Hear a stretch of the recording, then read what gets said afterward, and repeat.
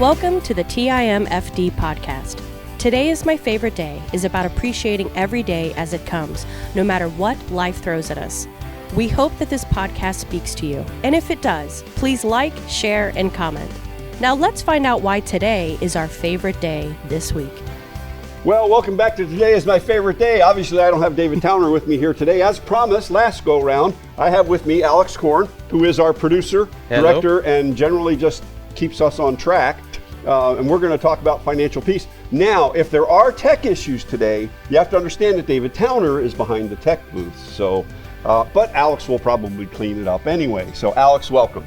Welcome. Thank you. Good to have you. Welcome, I think. So we're going to talk about Financial Peace University. We're getting ready to run a class here at the church. We're going to start it on February 9th, correct? Isn't that the date we decided on earlier? As far as I remember, yes. Okay. So you've taken Financial Peace, and we're going to present this. Alex is single. I'm married. And we're going to present this from two different points of views. Correct? That's what our plan is anyway. That's the idea. We'll see how it goes. Okay. And so you've done Financial Peace. Yeah. What, in all the different lessons, budgeting, insurance, credit cards, all that kind of stuff, what is something that stands out to you when you went through that really helped you? Well, so the interesting thing is I've had a budget since, as long as I've been working, making money. I started at a gas station while I was in college and started a budget about the same time, just kind of coincidentally. And the interesting thing is, I sort of feel like I know how to budget at this point, but it's like every time I go through FPU, it's like, oh, there's another thing that I probably should have a line item in the budget for rather than just throwing into some larger bucket or whatever. So last time I went through it, I created specific sinking funds for Christmas gifts. Right. So when December comes, I don't suddenly have lots of money coming out of just my general fun spending on a whim money. Yeah, and Christmas comes every December. Yeah, it's kind of predictable that way. Yeah, it is predictable. So, and the holidays are predictable. And Alex has a great point here, and that is that you have a fund for everything. And that's part of the thought process behind Dave Ramsey's Financial Peace University and the budgeting side of it. And most people forget those things. Yeah. Now, you don't have to worry about oil changes, but most people don't budget for their car expenses. Yeah, again, last time I went through Financial Peace, it just occurred to me I should probably have a fund for my SunPass tolls, Right. That comes out every so often. I don't do a lot of driving on the veterans or whatever, but when I do, sometimes I have to re-top up my SunPass account, and that comes out, and it's like, oh, that's, $25 out of my spend on a whim money that could have been planned for. Right. Or you could have done something more fun with it. Yeah, exactly. Yeah, exactly, right? And so, and this is an issue I run into in my coaching business, and that is, I'll just tell you a funny story. Guys, he's coming and he's $700-800 short every month, right?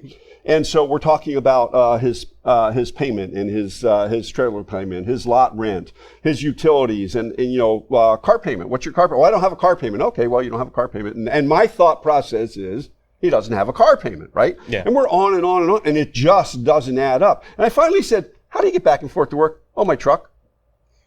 I said, how much is the truck payment? $750 a month. Well, duh, there you go. And so, and that's, just a funny part of the coaching side of it. But until people really, he didn't have it in his budget. Yeah. Because the line said car payment. And so, but those are some of the things that when you start looking at budgets with people, and that you can help them through. Yeah. And from your perspective, my perspective, I do that. The first time I did a budget with my wife, you want to know what I forgot?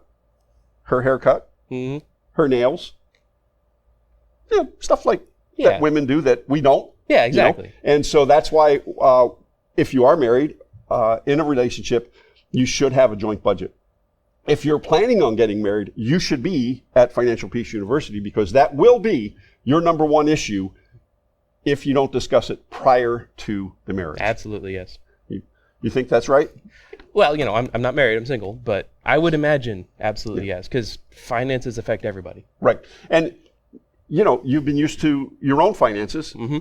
Someone comes into your life and now you have joint finances. If you don't talk about that. Oh, yeah, tell me about it. I'm not sure I'd necessarily consider myself a saver, but I try to be responsible and, force myself to save, Right. If I'll be happy to go spend money on stuff if just left to my own devices. But I understand the piece that comes with having a plan for everything. Right. So I save and prepare for things. But yeah, I can imagine that if, got in a relationship, had joint finances, and she just starts spending without us talking about it, there's going to be, resentment building, which can fester into all kinds of things if you don't deal with it. Yeah. The upside to us is we do program here at the church that would help us walk through that process. Exactly. Right? Yeah. So help us deal with but that. But ideally, you don't let it get to that point. You don't let it get to that point. Exactly. So one of the other areas that we'll get into is insurance. Mm-hmm. And insurance is not just car insurance, life insurance. There are many types of insurances out there. And one of the things that most people don't do is review their insurance. When was the last time you reviewed your insurance? Well, semi-recently, actually. Okay. I pay in full. I don't have auto pay on my car insurance. I pay in full every 6 months. Saves me about $100 a term or whatever. Right. And if you can save for it, then it's not a problem. Right. The 6 months rolls around. It's already budgeted for. You just pay for it and don't worry about it. So every time the 6 months goes by, I just I check on things, see if everything still looks good to me. That kind of thing. Yeah, and that's one thing a lot of people don't do, and they've been, I've been with my State Farm agent, or I probably shouldn't have mentioned the company, but you can edit that out later. I've been with XYZ company for 20 years, and Joe over there, he takes care of me. Yeah. Joe's making a commission on your car insurance, guys, and your life insurance and everything else. That's how they get paid. So you have to review it. Now, I'm not advocating jumping insurance companies every 6 months or every year or something like that. That's not what I'm saying. But you sit down and you can go online, get a quote from any number of companies. Yeah. And then you go back to your insurance agent and say, hey, Joe, I just got a quote and 2 quotes over here, and they're both, $100 every 6 months or $200 every 6 months cheaper than what I've been paying. Show me the difference. Yeah. Maybe Joe's got something in there that you're not aware of. On the other hand, Joe's probably just making an extra couple $100. Probably. And so what about life insurance? Have you considered that or? So I got a financial planner some years ago, and he talked me in one of those whole life policies that, went through FPU, and Dave Ramsey's like, the one thing you don't get is a whole life policy. I'm like, I better talk about that. And, I got it canceled. My advisor gave me a hard time about it. Yeah. Mm-hmm. And, it's a critical part of your, look, I reviewed the numbers myself. They don't add up. Yeah. I got that canceled. I don't have any life insurance at this point because I don't have any dependents. Okay. And as far as I remember from last time we did through FPU, that's primarily what it should be for, is for your dependents to cover the expenses of, your lost income, and, all the other stuff that just would come with, should it be needed. Yeah. My estate, as it were, would cover my funeral expenses. I do need to get a will together. There you go. That's another topic. I know. That's another thing Dave Ramsey covers. I know I'm young, but anything could happen at any point. Well, and one of the areas that ties into is you have a will, a living trust. You have what happens if you get into an accident and or you're on life support or whatever. I know what my family knows what my wishes are, but if it's not written down, it doesn't happen. And then what you do by doing that is you take the emotional decision out of everybody else's hands. Yeah. Sam said this is what he wants if this is a situation. Yeah, and so absolutely. It takes that burden off of your family. Yeah, and I can understand. We just lost my grandfather just about a year ago now, and he was a very career military Air Force guy. He had everything meticulously documented. There was wills in place and everything, right. And it was still a big deal to get through all that. It is. So yeah, the last thing you want is your family having to figure out where your money is, right? What your wishes were for it when you're going through all that. And if you don't have it, the state tells you. And that is probate here in very Florida. Much the last thing you want is the state figuring it out. You don't want the government coming in and saying this is what you're going to do with your money. So yes, it will. I have a client who she will retire at 59 and a half. That was her goal when we started working together. And same thing. She had a whole life policy, and she had enough in that whole life policy to pay off her house.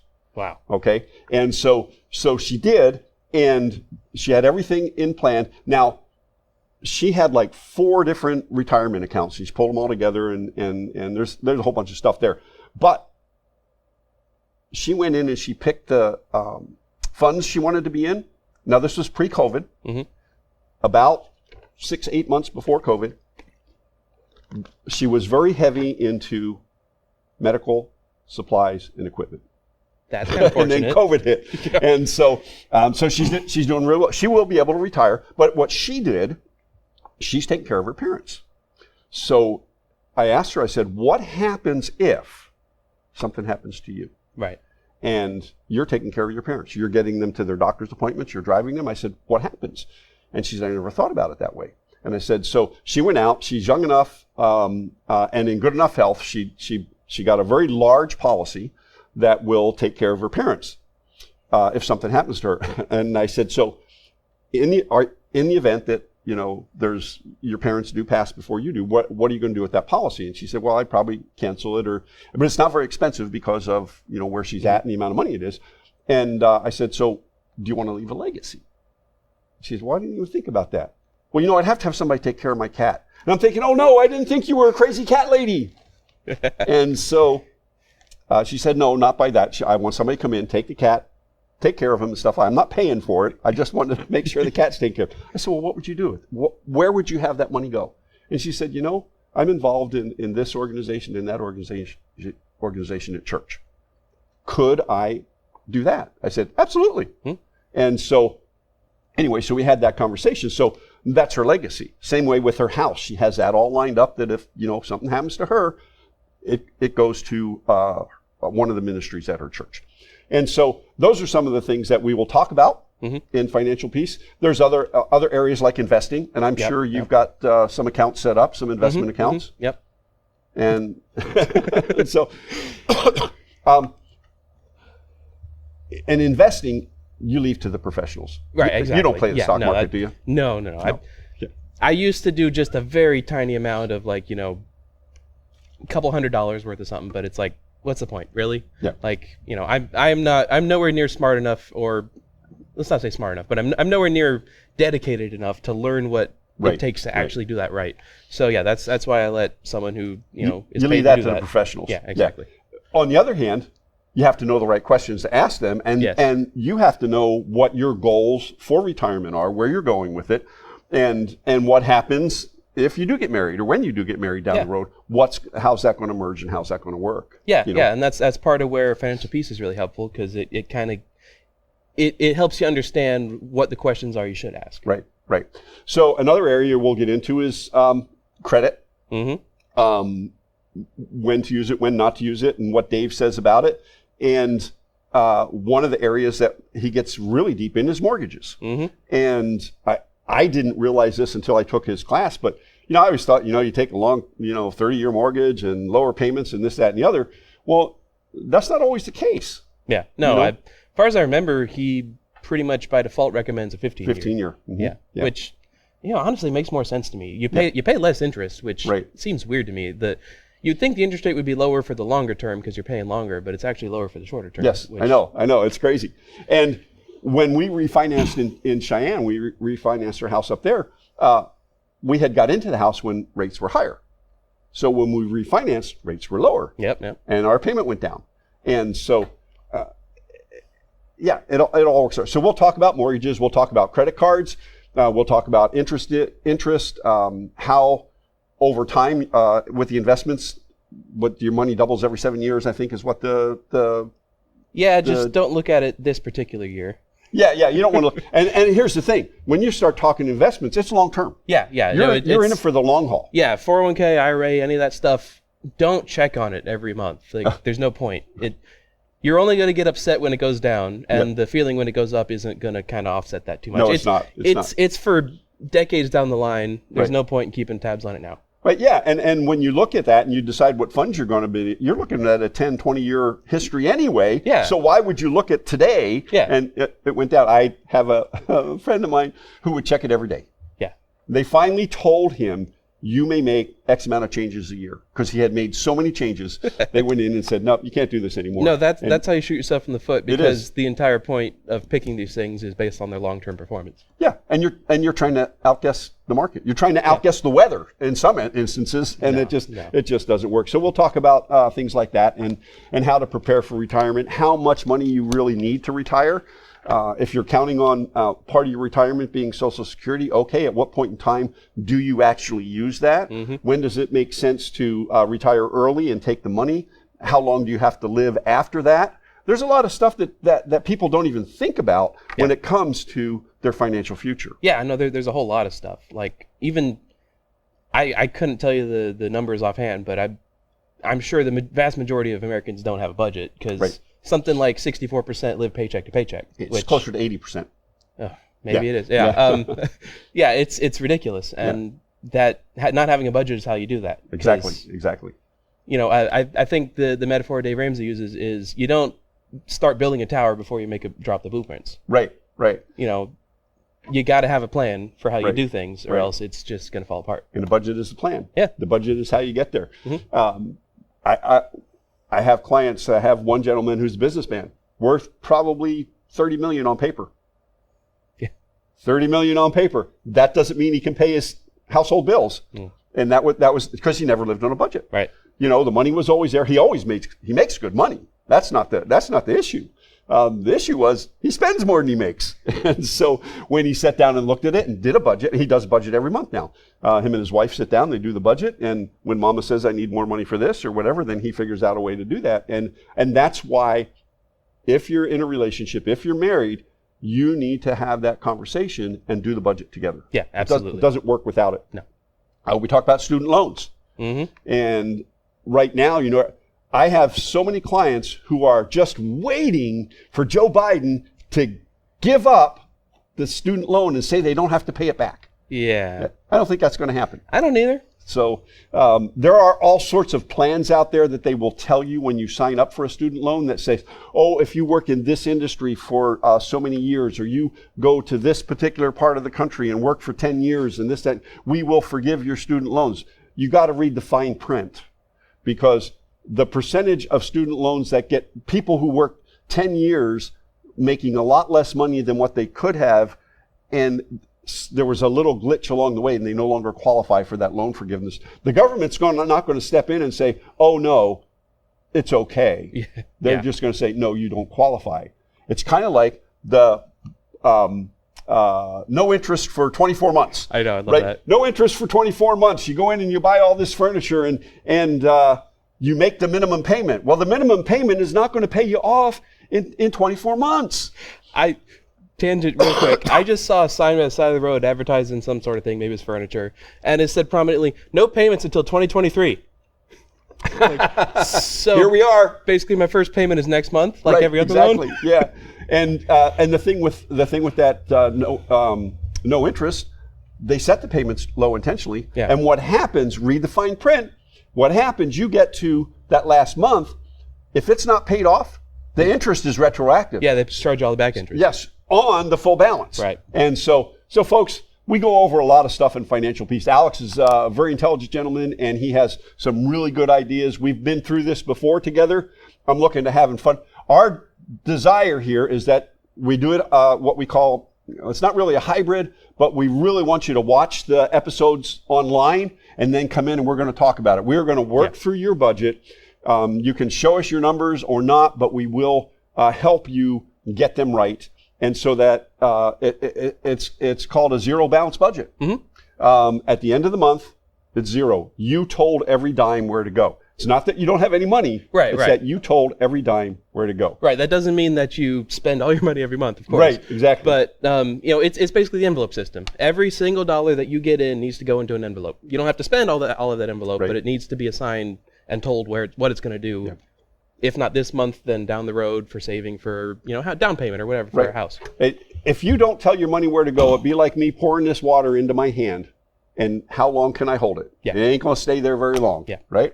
So you're looking forward to this? Absolutely. February 9th, we decided that's our start date. Yep. So we would welcome you to, there'll be a link in the show notes to reach out to us so you can sign up for it. We'll have something online on the church website, theharborfl.org, right? Which Alex helps manage. Yep. And so you'll be able to sign up. And there will be a link on the Dave Ramsey website also once we set the dates and set everything up on Financial Peace University. So Alex, thanks for being on. I know you were a little nervous about getting in front of the camera because he's always behind the camera. Yeah, never again. Never. I don't know. I hear that you have to do some stuff for announcements and things like that. So you'll be in front of the camera again. So anyway, we'd like to thank you for listening. Remember, sign up for Financial Peace University. This has been Today is My Favorite Day with Alex Korn. This is Sam McKeown. Say goodbye. Live intentionally. Be very, very blessed, my friends. Take care. Thank you for listening to TIMFD, Today is My Favorite Day. Views, comments, and opinions are those of the host and guest alone, and Dave and Sam are solely responsible for the content of this podcast. TIMFD is produced and directed by Alex Korn. Music is composed and performed by Chuck Fott. Thank you for listening. Have a great day, live intentionally, and be very blessed.